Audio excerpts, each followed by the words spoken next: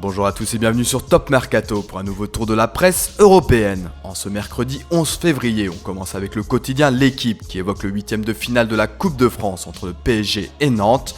Dans l'histoire de la compétition, les deux équipes ont souvent eu l'occasion de croiser le fer.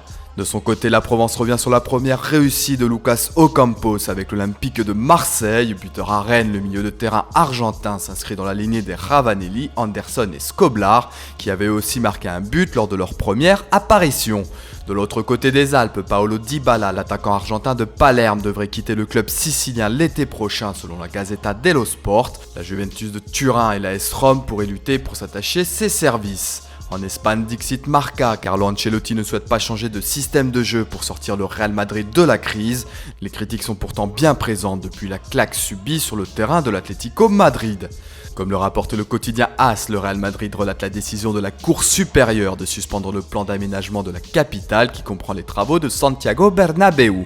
Pour sa part, Sport évoque la demi-finale allée de la Coupe du Roi entre le FC Barcelone et Villarreal. Les hommes de Luis Enrique peuvent prendre une sérieuse option pour la finale en cas de victoire.